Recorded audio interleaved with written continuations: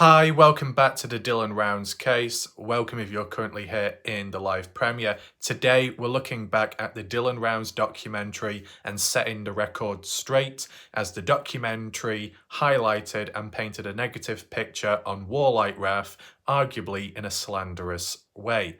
I want to present to you the before and after footage, both used, cut and edited in the documentary to suit their agenda, and what I was originally talking about in my own video at the time and where it originally came from. Okay. Besides that, we can also look back at the comment section of my previous videos, including the live stream what I did last night. If you are interested in any of that, make sure to catch up. I'll provide some links down below in the pinned comment section so you can check them out. Okay. As well, shout out to Matt Lingo last night for their super chat, and as well Ellen Berg. It's very good of them. We're just going to get right on into it right now, and that's to begin with the documentary. Okay, so the order of how things are going to play out. First of all, I'll present to you the documentary clip as it painted me in a negative light, and then I'll transition to the original footage, what I was talking about.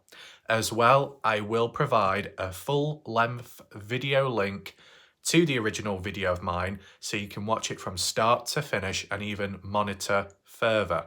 The video originally was about an hour plus long.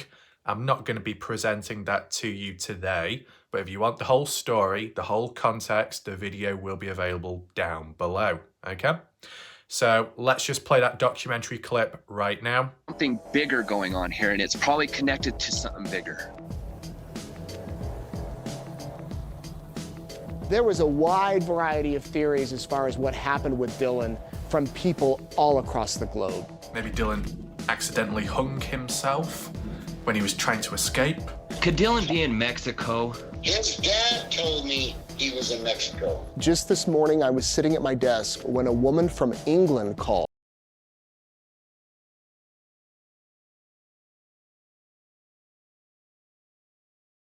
Today, we've got a discussion. The title itself is quite specific to what we're going to be talking about. And there's a few additional things as well to add in. I want to give you my thoughts, my responses, my opinion of the matter, okay? In addition to that, to do with this horse box trailer, Dylan hanging himself accidentally, or if he was scared, afraid, or if someone else did it, we're going to look into that. Last night, I was hearing all these different bits of information, got a little bit confused. I assumed the way it was being worded, it's breaking news, it's a new development, maybe it's been leaked from what Candice Cooley has discovered herself. That was going through my mind. I was like, wow, whoa, when did you hear about this? How did this come about? Guess what I did? I checked the video out today, which was of the Shack Ladies live stream. Take in mind, doing other things in between, as well as, you know, the research, as well as this video as well, okay? Watched the first 4 minutes and I was like, oh, okay. And Bob is doing his Morse code transcript of what Shack Lady is trying to interpret. I was like, oh no, what is going on? Oh my God. And then at some points I noticed with Bob, he was like, oh yeah, this happened. Yeah, I just heard about this. Yeah, it was about the trailer. Yeah, and Dylan may have hanged himself in this. And then Shack Lady said, oh, where did you exactly hear it from? Or what about this? And Bob was like, yeah. I was like, my God, is your battery drained? Do you need plugging in from the back? Because I'll tell you something, it definitely worked for me that time in that video. Isn't that right, Weedleby? Yes. But yeah, it just seemed a bit all over the place. So be sure to share your thoughts down below, comment section or the live chat box, right? Most people present will understand what I was originally saying at the time, but this is simply a formal procedure what I have to do, because at any point or time, if anyone outsiders watch that documentary, see my face, then come across me on YouTube, there's going to be a few questions, there'll probably be a few call outs too. So we need to extinguish the fire as soon as possible, set the record straight, and just, make it clear to understand. As said, there is a link down below in the pinned comment section for the full-length video of what I originally said back then, okay? That's it. And, I'll reiterate it once again. Backstory, or my conclusion to that for, at the time, the theory, that's what it's being called. Yes, it did come from the Shack Lady's live stream. Is that live stream available anymore to look back on? No, not visibly. The Shack Lady went quiet, not been seen since. Does anyone know what happened to the Shack Lady? Comment down below. Will she return back to the Dylan Rounds case? Probably not. The only factor which will make her return back to the case if the Salty Pancakes drama is sorted out in the background with all the other messy things going on elsewhere, and when it eventually gets to the court appearance of Brenner, that might be when Shack Lady will wiggle back in and do a 10-hour long video talking about it and acting as the expert when it comes to law, crime and order, right? That's what I think will happen. But some time off, right? That's what I'd say. Unless October the 2nd turns out to be more valuable than it actually is expected to be. You know what I'm saying? But that's just a matter of time. But yeah. The original talk, the original idea, theory, which has been labelled in the documentary possibly as a conspiracy theory, that Dylan Rounds in a horse box at the time, supposedly kidnapped by Chase Venstra of Viles, in the horse box tied up, and then one thing led to another, and somehow Dylan Rounds accidentally got hung in the process. Yeah, I don't believe in that. I don't believe in that idea, that theory. Has it been talked about ever since? No, kind of faded away. Did it fade away for a specific reason? Maybe, because it was BS. Before Bob Farrell actually said it, where did he get that source from? Well, some people highlighted and indicated probably from Jim Terry. Do I know for certain? No. I just at least remember being present, hearing Bob Farrell talking about it first time round. And it was actually passed on to me by some viewers on my channel talking about it at the time. And I was like, where is this coming from? I've never heard of this before. And for most part of it, not all the time, but for most part of it, when I've heard something for the first time ever, which I've never heard of before, it tends to be BS and it fades away eventually. And I think that was the case. When I was informed about it, I said, where? Oh, Shack Ladies, I'll have a quick look, watched it, and there just wasn't enough evidence, enough solid ground to put that point across. That's all I'll say, okay? And yeah, I just don't think it's likely to happen, right? That's all I'm saying. You can let me know your thoughts down below to what you think about it, but just wanted to highlight that. In addition, there were some comments recently saying how Justin Rounds, Candice Cooley, they never referred to WarLike Ref in a documentary. They don't have to. If they've got a negative impression, more so Justin Rounds, as we've seen, when it comes to YouTubers, what the Rounds Cooley family have done, or at least just the parents, is generalise and apply and assume that nearly all, if not most, YouTubers are bad people when it comes to missing people cases and true crime. Obviously, that isn't fully true, right? You will get bad people, of course, we've seen it, but then you'll get some good people here and there, maybe in low numbers, but they do exist. But whether it be the documentary crew, the research crew, or the family members, they have a rough, overall, holistic, inaccurate agenda which is negative towards YouTubers. The documentary crew take that into mind, maybe influenced by the family, you would think, and if not, they had their own agenda. Find random clips online to do with Dylan Rounds, whichever one will do. I wonder how long it took them to find those clips and who informed them about that specific video of mine when there was many other videos available, right? I guess it does depend when they were doing and recording the documentary at the time.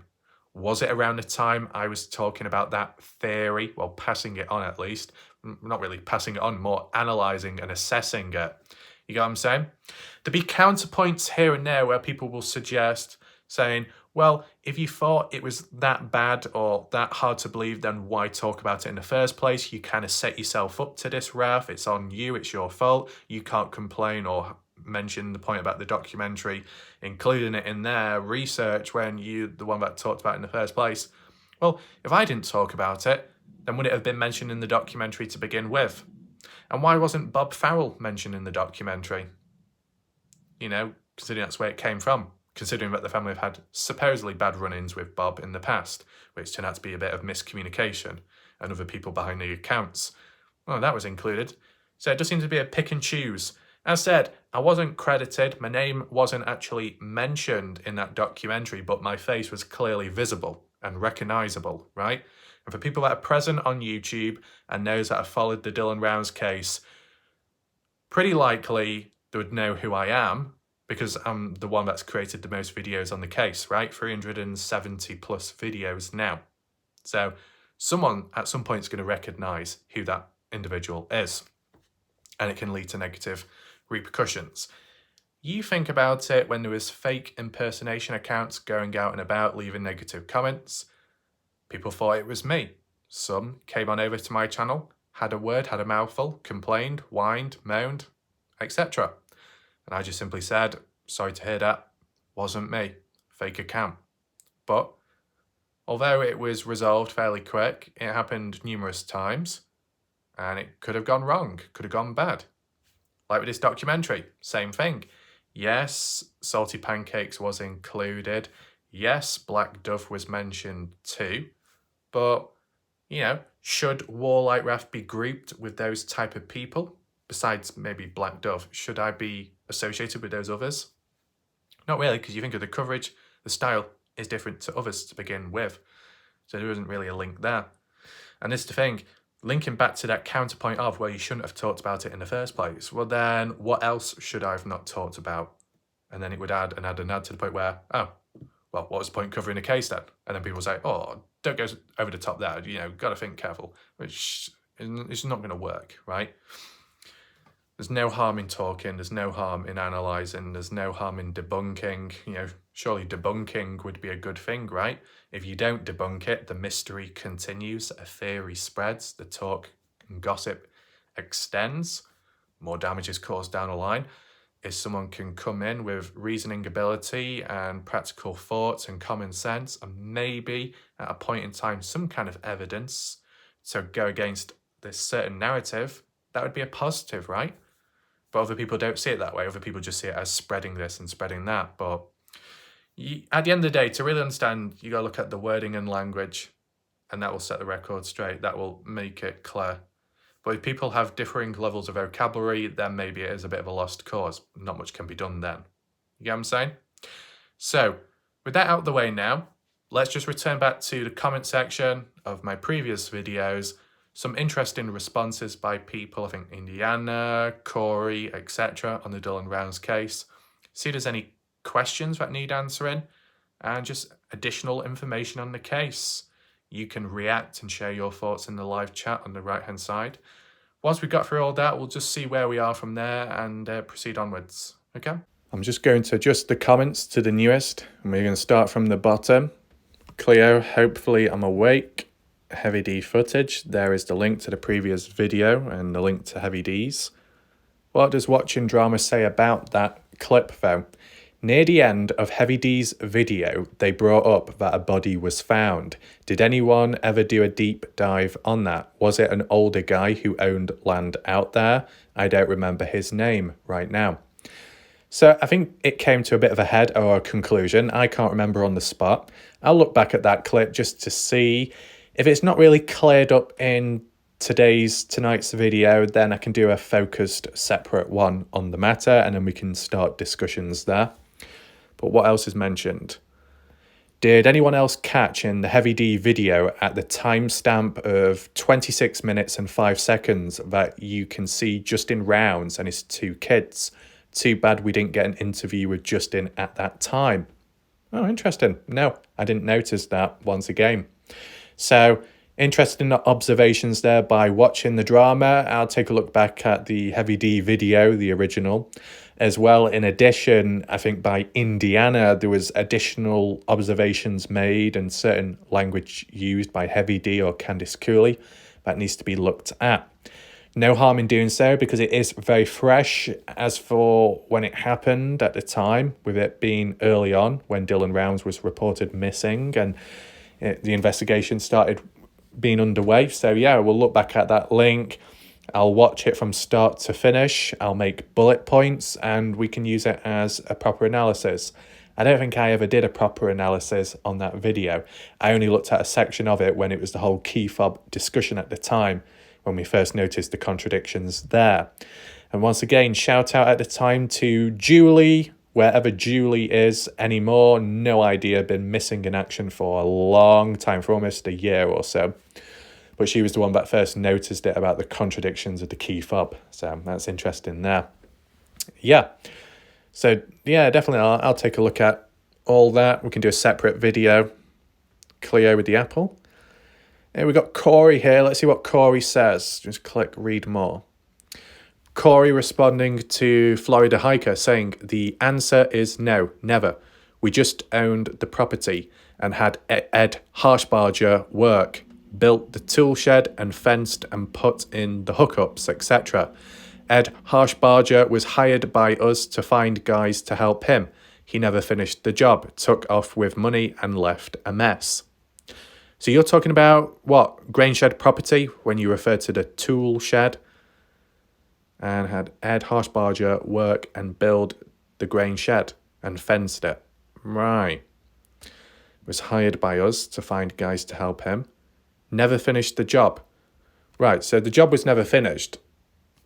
Down the line in the future, present day, it's still not finished to this day. Is that what you're saying, Corey?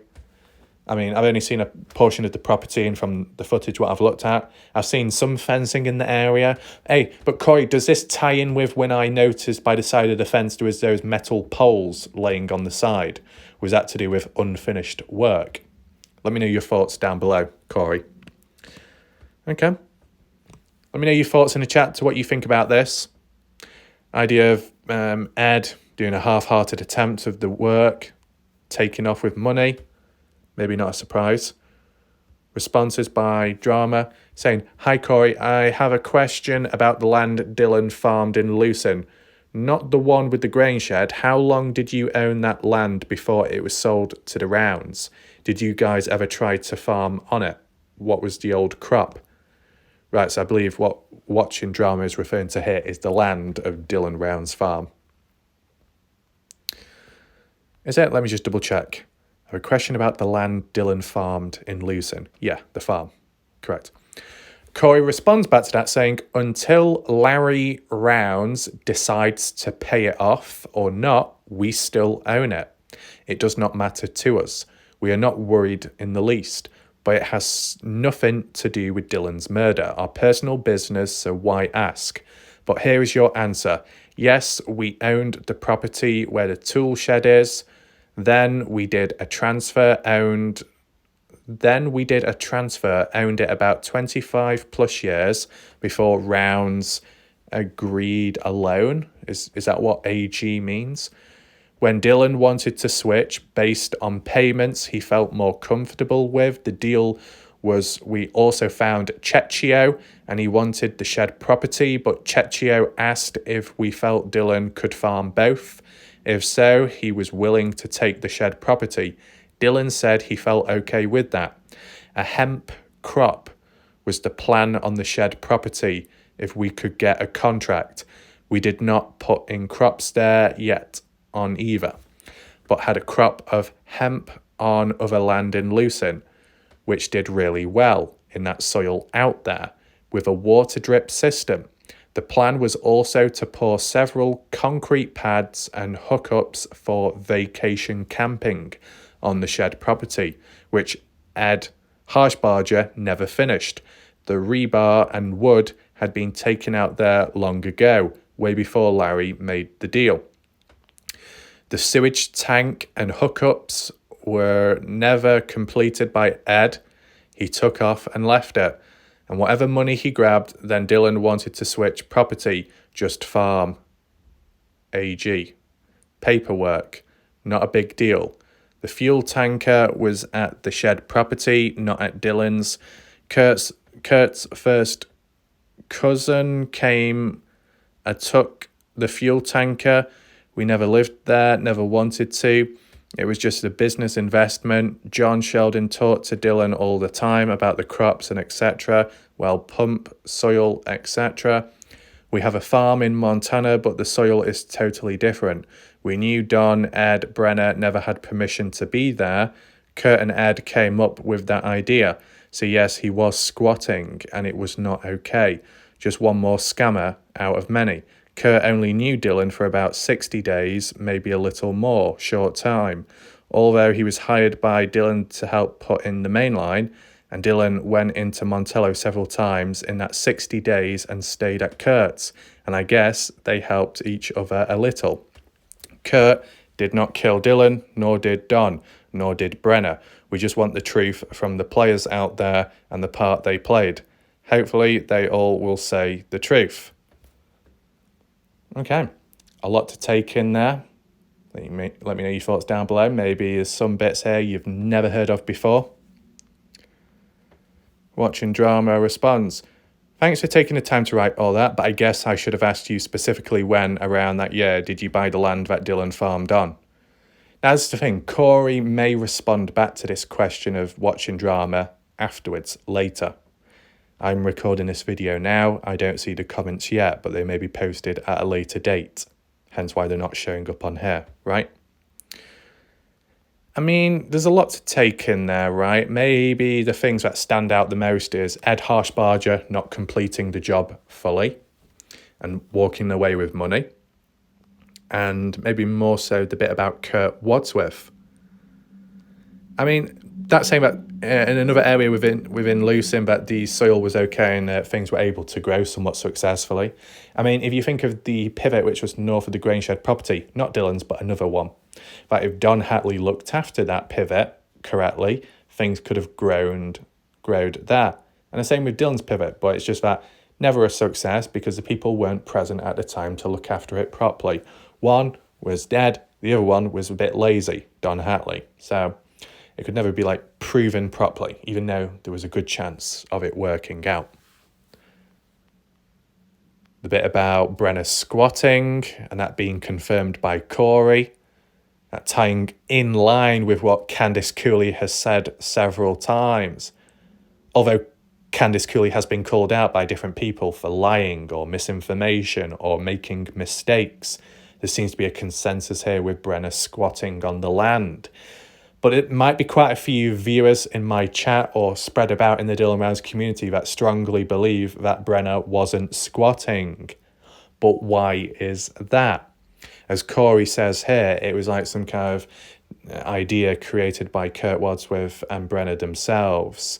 More scamming, more persuading and certain behaviour there, that if Kurt Wadsworth was one of the individuals responsible for this idea of squatting but getting away with it, for like someone like Brenner, and then there's people online that then listen to Kurt Wadsworth in the interviews, no wonder why the viewers are going to fall for what Kurt Wadsworth says if Kurt is able to convince others that Brenner is okay where he's at, despite squatting, and despite it being confirmed by Corey and John, who own the land area. Makes you think, right? Maybe some people with time have actually got brainwashed by Kurt Wadsworth. You never know. I guess the most interesting thing here is where it's supposedly stated by Corey that Kurt Wadsworth only knew Dylan Rounds for about 60 days, maybe a little more, short time.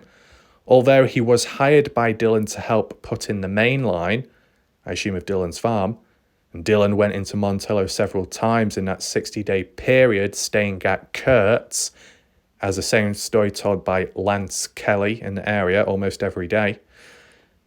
And Corey says, and I guess they helped each other a little. What do you mean by that, Corey? Helping each other a little? What? You scratch my back, I scratch yours, or something in a bit more of a dodgy way. What do you mean there, Corey?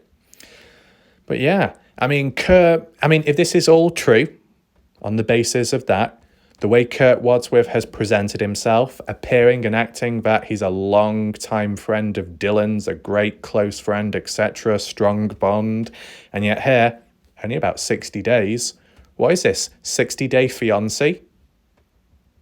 What's going on? But, you can share your thoughts and reactions down below, of course. Interesting that Corey's able to comment once again, despite being advised not to by an unknown individual out there. Linda's comment here saying, "Hi, what I don't understand is why would Dylan call his grandma and then say, when she answered, 'I'll call you back after I put the truck away.' Why would he call and say that? Why call at all?" Well, I guess, Linda, it was just basically Dylan Round's way at the time of just giving people updates. "Oh, I'm going to the shop. Do you need anything? Oh, I'm just going to go out somewhere. Oh, I'm just going to go on holiday." It's just letting people know where you are and what you're up to. And the fact that, because it was on the weekend, because rain was coming on in, from what Candice Cooley has said in the past, that when stuff like that would happen and Dylan could no longer do any more farm work, he would, visit family, grandparents, parents in a triangular format, going about to different places and hanging out when he wasn't doing his farm work. So maybe, just maybe, that's what Dylan was going to do after the 28th of May 2022. Go down to family and visit them because he couldn't do farm work and he's just previously completed the custom farm work elsewhere for others. So that's what Dylan was doing. Just letting maybe some family know, right, I'm just finishing this off, then I'll call back later. And maybe if Dylan had the opportunity to do so, he would have just said, right, I've done what I've done. Now, maybe I come down to yours, hang out or something. That could have been how the conversation may have went if Dylan had the chance, right? Additionally, Candice Cooley has told the story in the past saying that Dylan Rounds, whether it was a small scale thing or a major event, Dylan would let someone know in the family about it. Farm work, weather, some crazy event going on, some encounter, big, small scale, whatever. That's what Dylan would do. And it would always be short little calls, phone someone up, tell them about it, and then, end the call and move on quick and do whatever he did. So maybe it wasn't always long, meaningful conversations. It was just quick little snapshot updates as told by Dylan Rounds. So I kind of get that. Does that make sense to you, Linda? Based off from what Candice Cooley, Justin have said. I mean, when it comes to Justin Rounds, though, the final call he received from Dylan, it was a bit longer, the conversation, that Dylan was constantly talking about a tractor. And at the time, Justin was, I think, with his daughter or something, and we're going to Las Vegas. And Justin said how in the documentary, he was kind of annoyed or found it boring that Dylan was constantly talking about a tractor and wanted the call to end. Eventually, the call did end, but that was just through losing signal. And then Justin was like, damn, that was the final call. So I guess the length of conversations can vary at times. I mean, let's say the 25th of May 2022, a few days beforehand, when Dylan Rounds gave Chase Venstra a lift. When he told Candice Cooley, called Candice Cooley about it, Dylan didn't give the exact truth. He kind of told a white lie, saying he didn't give him a lift when he actually did, but he didn't want to annoy Candice Cooley. So was that call pretty short? Maybe. Was it an eventful day for him? Yeah. He wanted to let someone know. Ties in line with what Candice Cooley was referring to with Dylan's behaviour. And, with not calling back the grandmother afterwards, then going into the following day, radio silent, and the grandmother trying to call back and it's not working out, then reaching out to family members, and then eventually coming to a consensus that there's something wrong. Dylan's been quiet for too long. That's how things came about. Move on. Linda saying, that phone call makes no sense to me. Response, Corey, Dylan returned a message or voice message he had received from Karen. He sent a text back to her, just a simple message. Right, Dylan returned a message or voice. Wait, so Corey, when you say Dylan returned a message or voice message to Karen, are you saying that happened before 7:03 a.m. or afterwards? Can you elaborate there? Because Dylan made a call to Karen at 6:51 a.m. and said he would reply back later. And you, Corey, are saying that Dylan returned a message or voice to Karen. Well, what timestamp was that? Because I've never heard of that before. Let me know. Close that down. We got Patsy Rainwater saying, but Dylan's personal truck, it was clean and wiped down, plus his postal was wiped down. It didn't have Dylan's print on it. What does postal mean? I'm not quite sure. But yeah, I heard about Dylan's truck being wiped clean, no fingerprints being present. Fingerprints being found inside of the grain truck of Dylan, Don Hatley and Brenner, from what Kenneth Cooley had said. Okay. Check the response. Pistol didn't have prints on it, plus the cartridge that held the bullets wasn't in the gun, and none of that had Dylan's prints. It was wiped clean. Yeah, that's what I heard as well. Normally, when you wipe something down clean of any prints, there is nothing remaining, and clearly someone's done that for a specific reason, so it doesn't trace back to them directly. Suspicious, right? It's okay other people out there saying Dylan Round's gun and key fob was never taken away in the first place. Well, if it was never taken away in the first place, then anybody who used it beforehand, all of those prints and DNA would have remained upon the items, right? It would have been preserved. But for all those prints beforehand to be wiped clean, that'll be because of someone cleaning it down. No other way around it. Okay? We got Sunny. There we go. Sunny. Corey responding to Tom, saying, we do not know where Ed Harshbarger is. Have not heard from him since he called right after Dylan went missing, and he has changed his phone number several times. Kurt Wadsworth or Ty Corbin may very well know he stays in contact with them. So maybe Kurt Wadsworth, Ty Corbin may know where Ed Harshbarger is and how he's doing. Secret conversations in the background. You never know. Maybe more so with Kurt Wadsworth and Ed. Don't know about Ty Corbin, but you never know. We've seen recently with all these phone numbers in the background being passed around and people being randomly called here and there. Anything's possible. There we go. We got Iceberg. Shout out to Iceberg. Good individual with the super chat. Much appreciated. As well, if at any point anyone in the chat, anyone in the background, with any video at any point in time, you've got the option of a super chat and a super thanks. The difference between the two, one can be sent as a sticker of a hippopotamus, a waving hand, or whatever you can select at the time, what's available. The super chat is more of a, you can leave a message, so you contribute to the channel, but you can post a message as well in the process. It's kind of like PayPal, how you can send a message upon sending out, the stuff to someone. So like if there was like an important question or something that needed to be highlighted or raised in the chat on the screen, you can send it as a super chat along with, with the message. So there's different ways about it, which is all good. But anyway, what else do we have here? We've got Dead Popcorn, new viewer, saying, I'd like some background music. Fair enough. I mean, in the video you commented on, there was some background music, right? Bit cinematic. And I was just saying how, I've used music in the past. It got risky despite using copyright-free music from an independent music composer who I reached out to, and they approved and accepted that I can use their music, and it was all okay.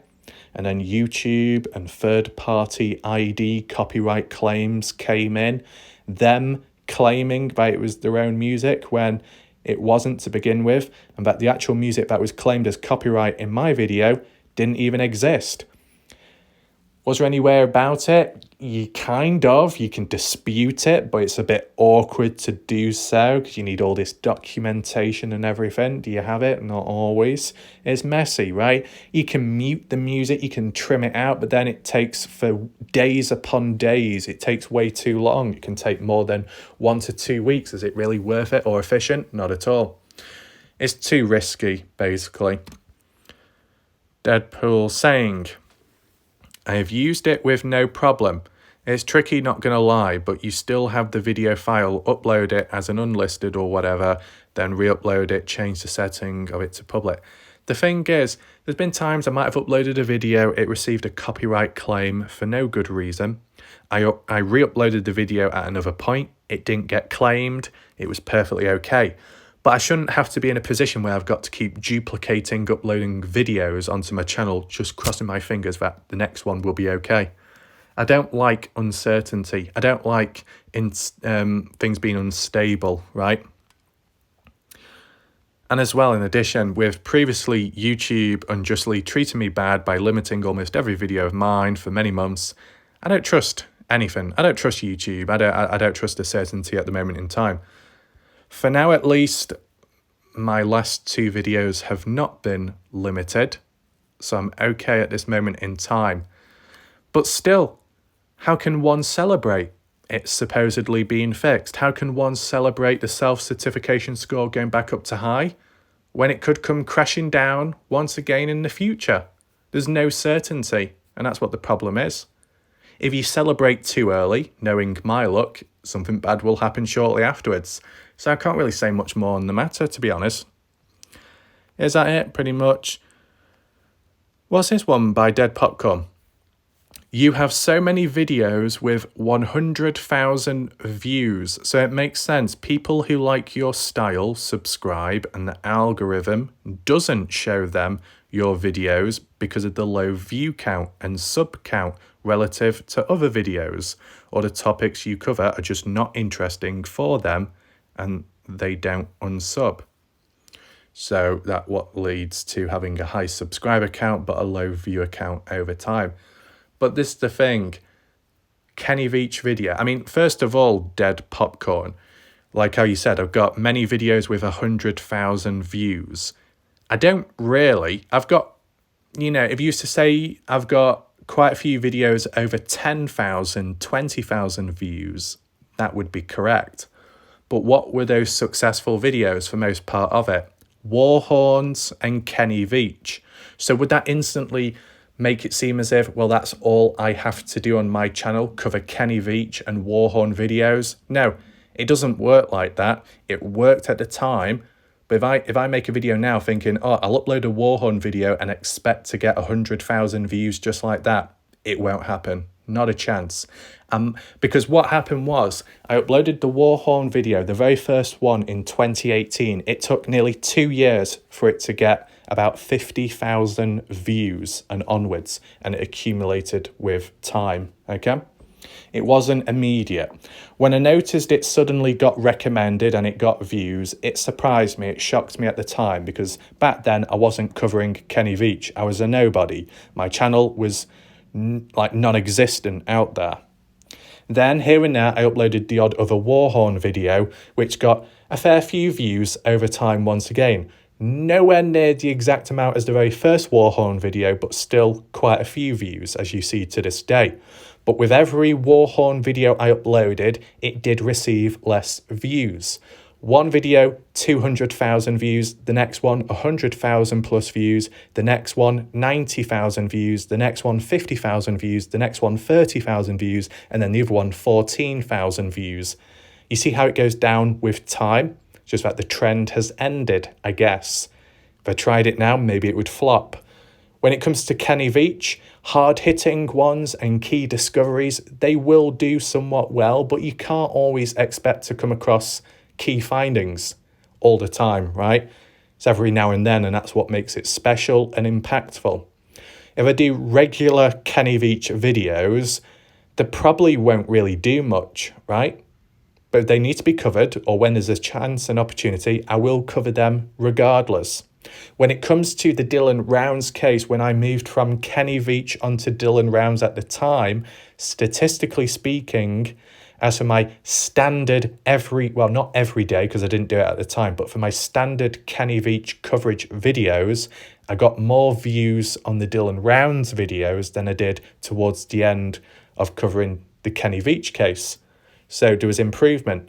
I was on the up. And then with time, less and less people more dropped off when watching the videos on my case coverage of the Dylan Rounds one.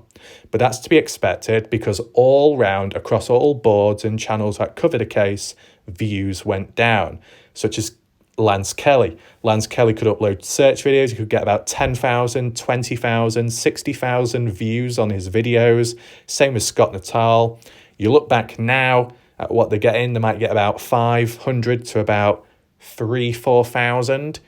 So you see it across all boards, which is a positive. So it doesn't mean to say that one person's channel is dying or completely dead. It's just that overall people have lost interest in the case. The reason why I stuck around is simply because there were still things to cover. I was in a stable position. I knew what I was doing. I had a level of control over it, which is always a positive because there could be things in life you don't have much control over or you don't know what you're doing. Other times you might have a blank mind. So the moment you do get a chance to do something or to cover something or participate in some way, you do everything you can, right? On top, factors coming across good people within the community. On top, when covering the Dylan Rounds case for the first time ever, partially because it was activated for the first time ever, it was the first time ever I started receiving super chats here and there, which was very good of people, and it has followed over time, which is very good of people, and etc., and just people sharing their thoughts and opinions.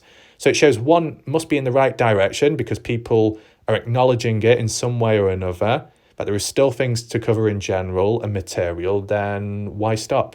You should just continue pushing onwards. And then when you feel within that it's come that time where maybe you should move on to something else or return back to a previous thing, then that's what one does. Kind of like with the Kenny Veach case to begin with.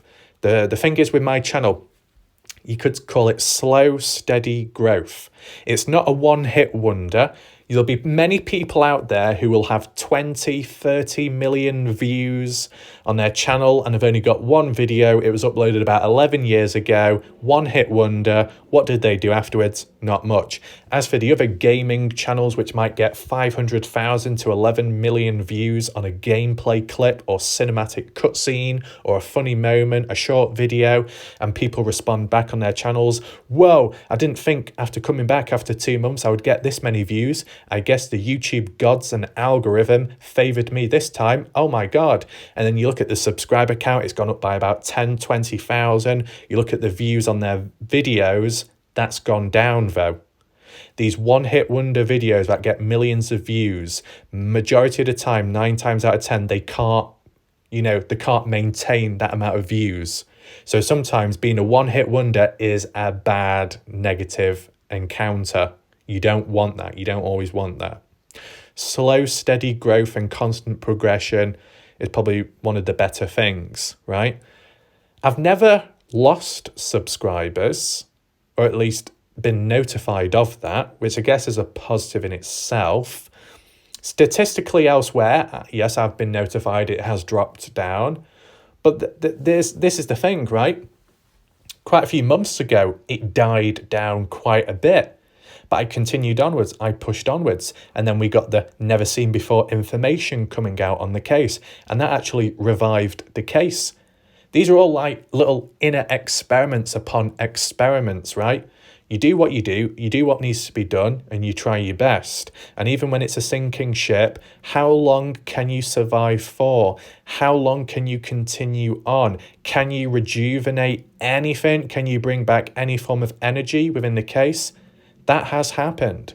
It's actually led to people becoming reinterested into the case and getting excited once again. Even if it's short term, the likes of Tom Evans and even Brad at one point getting excited once again, despite it being over a year of covering it, right? all these inner little experiments and demonstrations, right? It helps down the line. You know, even just being able to successfully move on from the Kenny Veach case onto the Dylan Rounds case, it was successful. It was meaningful towards people. So there's chances are that the next time I move on to something else, similar things could happen, right? Have I been in moments of pure downfall? Absolutely. I've been screwed over. I'm the most screwed person over on this world in all different types of ways. You know, both in real life and online. It doesn't matter. I've documented it within my mindset. And as far as YouTube goes with their unjustly behaviour, I have been screwed over there, most definitely, within the last few months. But I've still continued making videos, right? And technically speaking, the problem has been resolved for now. I'm not getting excited. Why should I? Because it could go wrong again. But it's only been resolved because of one of two factors. One, I've continued onwards and pushed on despite all the BS. And then shout out to obviously all the people in the background that have supported the channel in some way or another during this time. And two, the odd other person out there that kind of like spread awareness on the matter. Shout out to them too. Right, so, you know, there's been positives. There's some negatives here and there, but it's happened. There we go. Is that it for the comments then? Yeah. We're not done yet then. We need to look at my live stream from last night because there was a few comments there by Indiana to do with Dylan Rounds. Well, here we are with the comments. We've got a couple to get through. By the way, with my live streams recently, obviously I can't do them every single night because of data usage and there's only so much one can talk about. But I'd be open to doing live streams in the future at times where I can't make a video or I don't have any ideas and do it in a live stream format. Could generate ideas on the spot there instead of sending a message and then waiting a few days for a response. You know, all kinds of possibilities. What we did encounter last night, though, was Dylan Rounds live stream discussion, questions, kind of answers about the topic and some other things out there. Few people participated, which was all good. I guess as for watch hours and average view duration, pretty good. You know, this is the thing. You know, if you're doing gaming, you're doing like more creative stuff, it's harder to please people because of the age range, the attention retention span. You can blame TikTok, of course. But as for the true crime community, it will be people who are of a reasonable age with reasoning ability, a better attention span, more interest in whatever they're listening to, etc. And that can go onwards, right? That's why when you get these channels that may cover childish stuff or things younger people would enjoy, but they grow up with time. And then what audience do you have there? Well, you might have the next audience, new generation coming on in, but are they interested in the same topics and stuff? Maybe not. And then it dies. What do you do? Where when it comes to true crime in general, that ages very well. People are still interested in Ted Bundy after all these years. People are interested in Richard Ramirez and onwards, and even present day now. People will always be interested in true crime, whether it be for the casual factor, the storytelling element, the research, the educational purpose. That's why it's somewhat successful to do, in a sense, providing you do it with the right reasons and the correct structure and format, right? And to be honest, the leniency present and the styles of coverage can complement one another, so that's another positive there. And take in mind that whilst I've looked into true crime in the past, it was very casual. As for actually covering it on my channel, my first time ever doing it, because Kenny Veach was never a true crime case, just a missing person mystery. So it's positive once again that two crossovers of themes, missing people, has interest, right? Concept of unsolved mysteries is its own theme and topic, develops intrigue, and then true crime, a completely different subgroup, but it can all fit into one, right? You can have a true crime case which has mystery, a missing person, and it's unsolved. They can be the most explosive and interesting coverages out there. I'd say at the end of the day, it still comes down to the material that's present, right? You want a reasonable amount so then you can have enough to work with on your tool table. The Dylan Rounds case has been very good for that, whether it be discussions, photos, map usage, stories, events, key dates, and then placing it out onto there. Locals, one of the biggest factors when it comes to these cases. Locals being able to reach out, that's where it really matters, right? So if you're covering a true crime case, a mystery case, best case scenario would be, you know, being in a situation where you can actually attract people from that area who may know about the case, and they may know more. And if they reach out by themselves, then it leads to more coverage on the case and a longer lifespan. That's what happened with Dylan Rounds, and still to this day, which is a positive. So when some people out there say, oh, that's a load of videos, why are you bragging about it? No, it's just an observation, and it also highlights and it shows that, you know, this many videos, not just because of the person creating the videos and in ownership of the channel, but all the people out there that have contributed over time. Without the viewers, those videos wouldn't exist. Without the key people reaching out in private messages or emails, those additional videos wouldn't exist, right? So it's like a collective form of acknowledgement, end of the day. Now, let me just shut the door properly behind me because it's been a right pain. So I was like, no, I didn't shut it properly. Hold on a second. Right. Let's return back to the comments on screen right here, right now. Adjust it to the nearest. Start from the bottom. So Skeptical, shout out to Skeptical, was able to make it to the live stream last night, which is good, saying, sorry, I had to duck out of the chat. I had another question. I wanted to ask the chat about Dylan's boots. Do you think James Brenner took them off Dylan or found them at Dylan's trailer and took them? Here's what I think. If Dylan did drive his seed truck to the Grainshed property and something happened there, James Brenner took them off.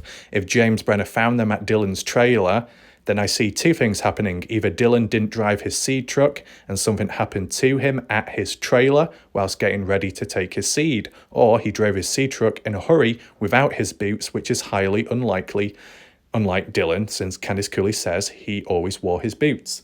Okay, good reasoning there. Does Corey respond back? No. Indiana saying, everything stems from that phone ping at the gate leading down to the grain shed at 6:51 a.m. What if the information we are being told for whatever reason is wrong? So is Indiana being influenced by Corey's comments of recent time? That's how it appears here, but I'm sure Indiana can still think for herself.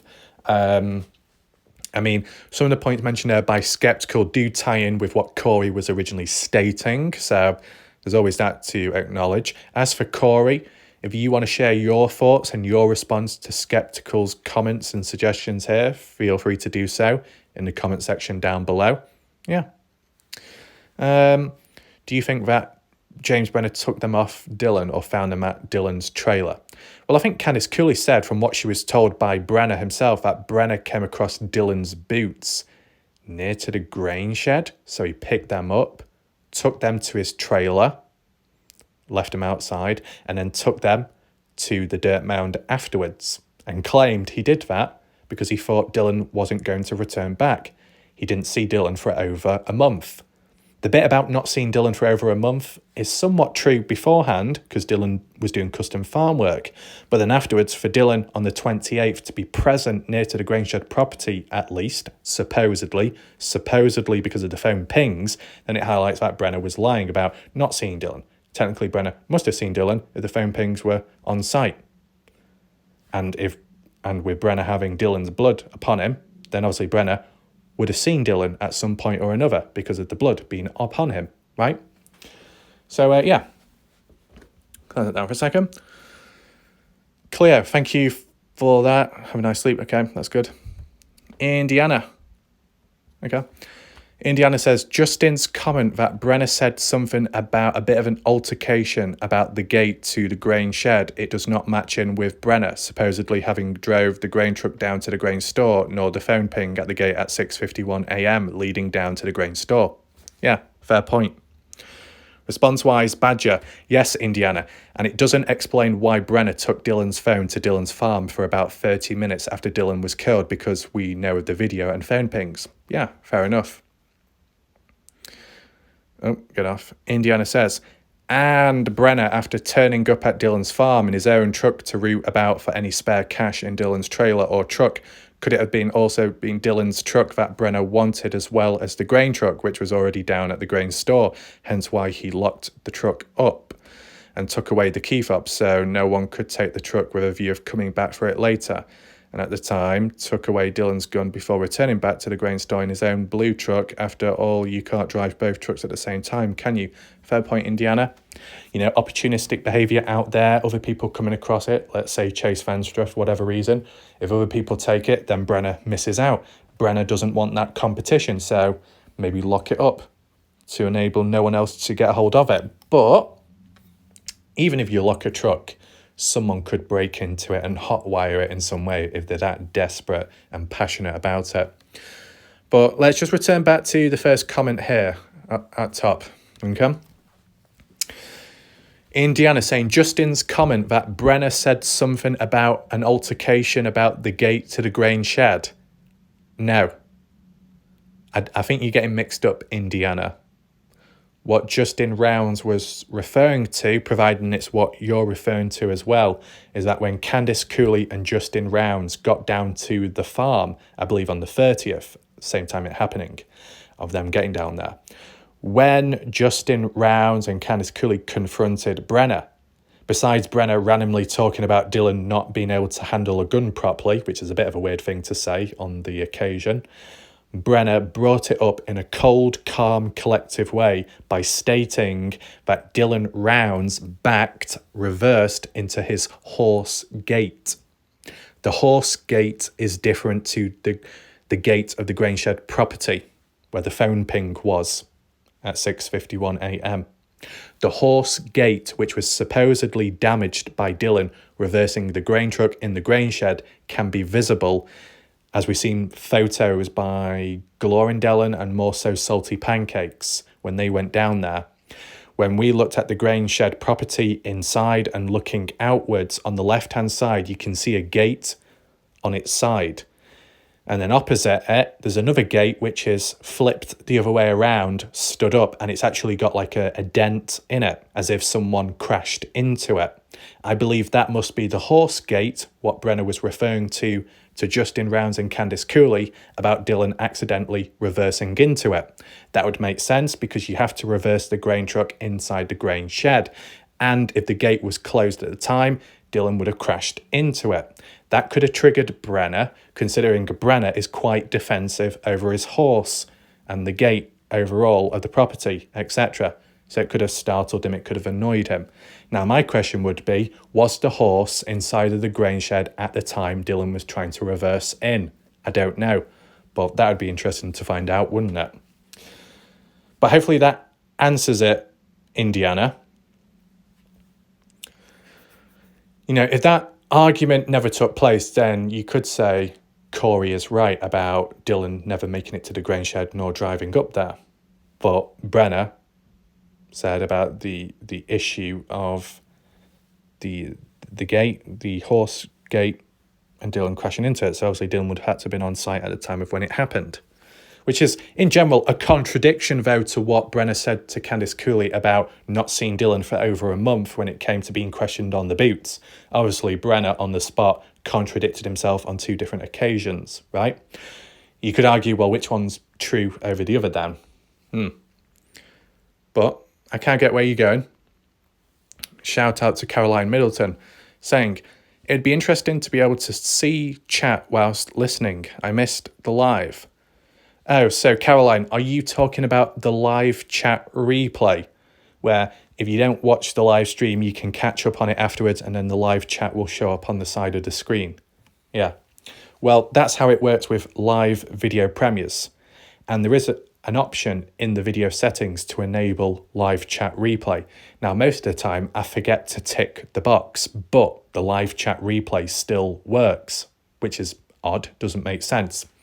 When it comes to live streams, When I'm doing the live stream on my phone, the live chat appears on the screen of my phone with my camera of whatever I'm looking at, face cam or the rear end camera. It's on screen, all in one. I've not found the option to enable live chat replay, hence why if you used to watch it back afterwards, you can't see the live chat. And that's because I don't think live chat replay exists on mobile live streams. Unless it's available in the settings, I'll have to have another look at that, okay? Anything else? Yeah. Indiana saying, oh, is this a long one? Not so much. Whatever happened up at Dylan's farm happened quick. 5 minutes to travel up to Dylan's farm, 5 minutes to get back to the grain store, leaves only 20 minutes to play with.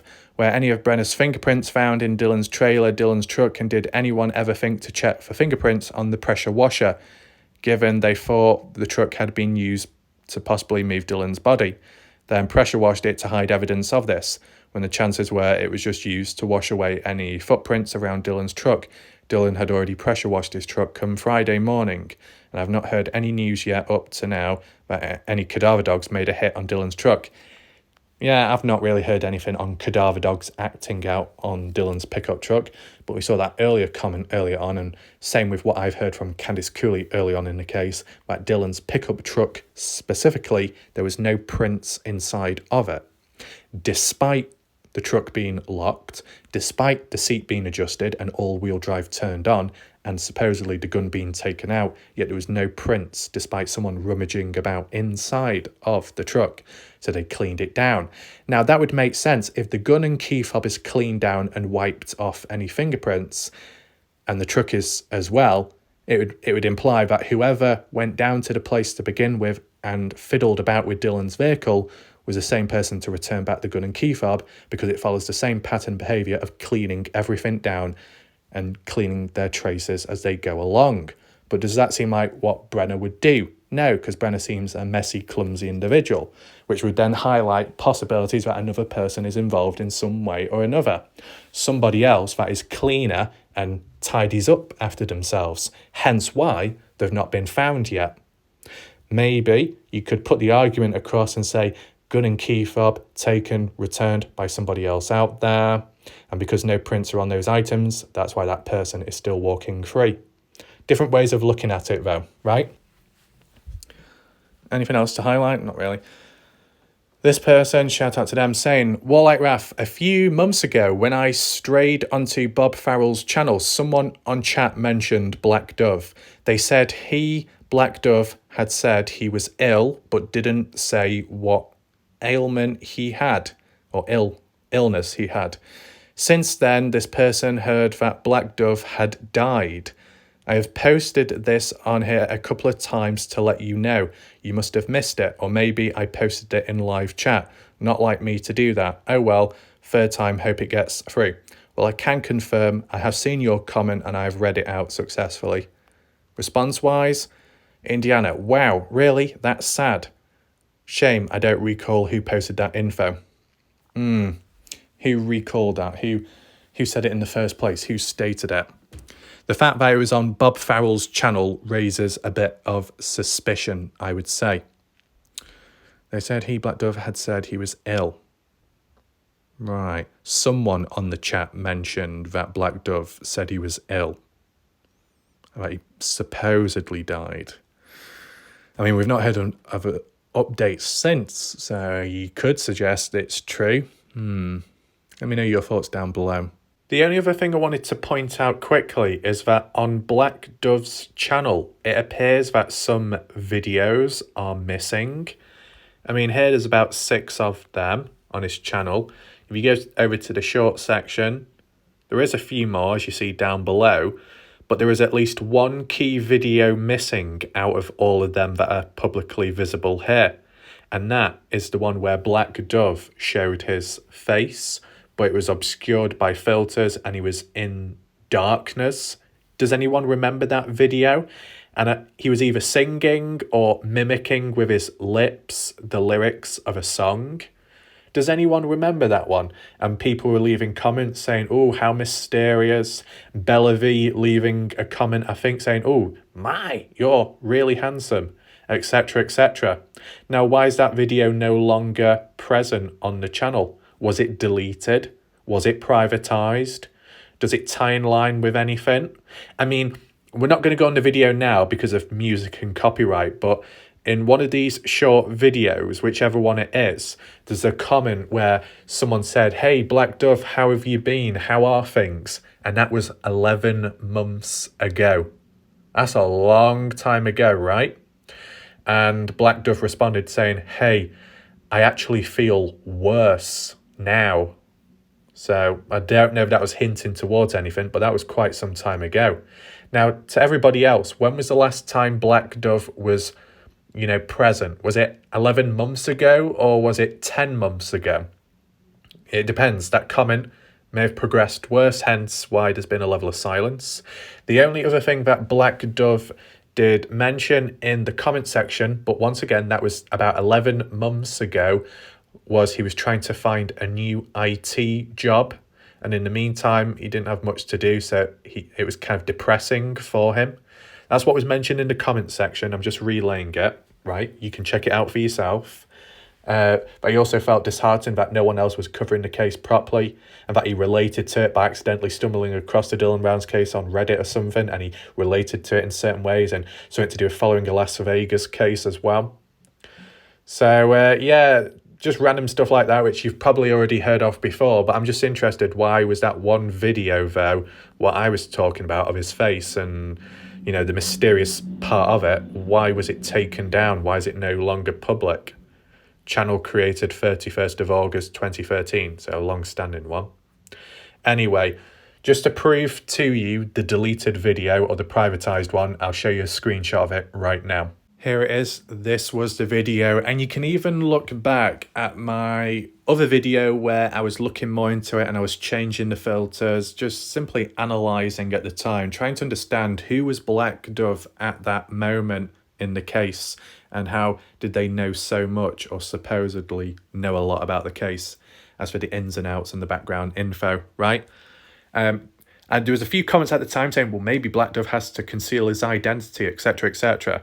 Well, why not just not show your face at all at the risk of the face still being visible in the shot, which it was, because that is Black Dove on screen, okay? I did make a comparison at one point saying it actually looks like Dylan Rounds' face, and I'm not saying that it was Dylan Rounds, but it looked similar and it was a bit creepy. I did do a side-by-side comparison in the past video, what I was just saying then. I guess if I can remember, I'll post a link in the live chat right now to do with that, so bear with me there. But yeah, once again, it was a short video, as you can see, with the likes and dislikes and comments being on the right hand side of the screen, the video itself being vertical, hence why it's a short video upon his channel, but no longer present. So either it was deleted or it was privatized.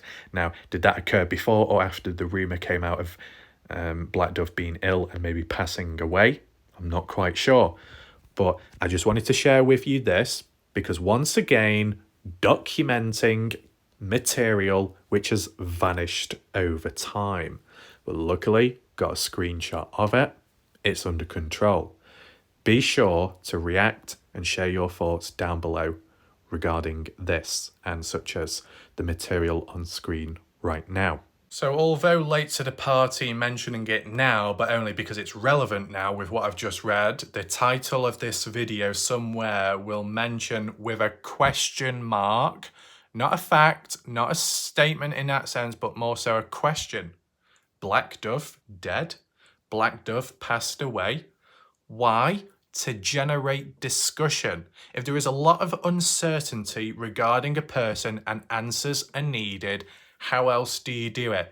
You bring it into discussion, you include it, incorporate it in somewhere in the title or thumbnail with appropriate language and appropriate wording and appropriate special characters used. Something other humans failed to do. I'm saying that now because maybe earlier on in the video or right now or later in the comment section, people are going to say clickbait. It's not clickbait when it's asking a question, right? It's good of that person to leave that comment down below in that other video, the live stream, right? Black Dove ill, serious, leading to possible death. Who knows? Look, this is the thing. Although it can be different for everyone, with time in the Dylan Rouse case, people have come and gone. Some people have gone quiet, some have returned back. And what's tied in line with a few of them? They've been ill, right?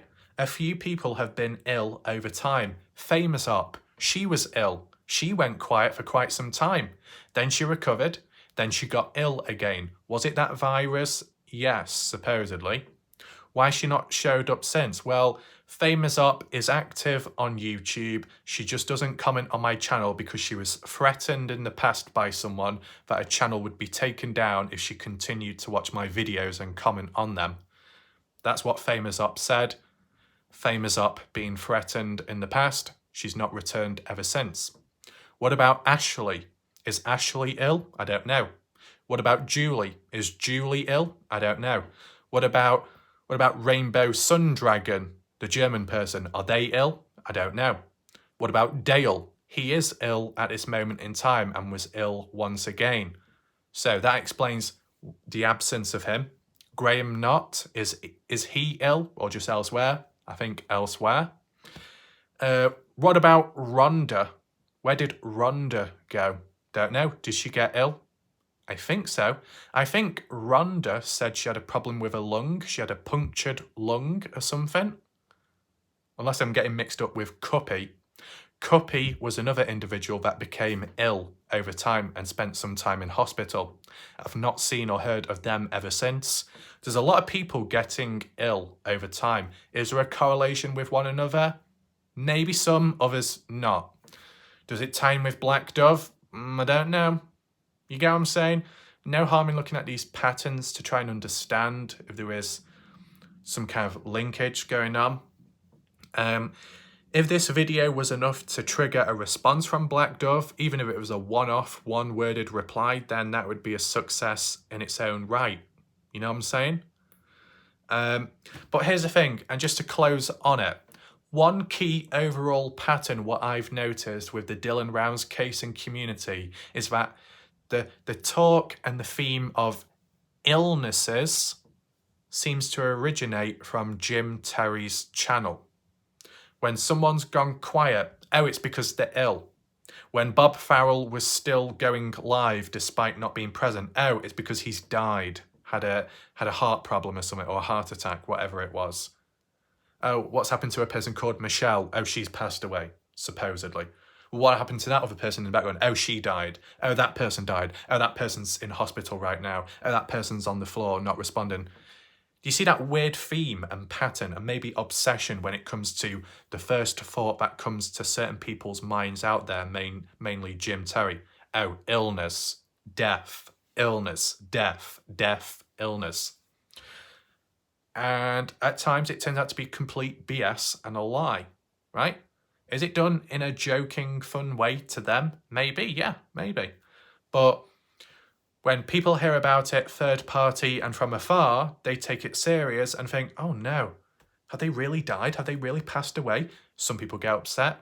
And then next thing you know, oh, the person's back from the dead and like, huh? What's happened? I'm not dead. I'm okay. See? That's the pattern I've noticed within the true crime community. If someone goes quiet, it's instantly assumed that they're dead or ill. And not just the fact maybe they just moved on to other things, right? At least from the people I've just told then, you know, the people I've come across and the ones that disappeared, that was more of a pattern. Because a few of those people, the likes of Rhonda, said she was ill at one point. Cuppy responded back then, said she was ill. Famous Up responded back saying she was ill. Dale responded back recently, well, on behalf of Laura or something, he's ill as well. So there's a pattern there and it's valid and it was confirmed. But other people out there are not confirming it properly. So it's a bit messy, right? Is there anyone else ill? I don't know. Can't keep tabs of everything or everyone, but, you know, shout out to those that are still watching to this day and people in the background and ones who watch who are unable to talk because of things going on in the background, whatever. I get that, I understand. I think we'll leave it there for now. It's been still a pretty heavy video. I'll title the video appropriately.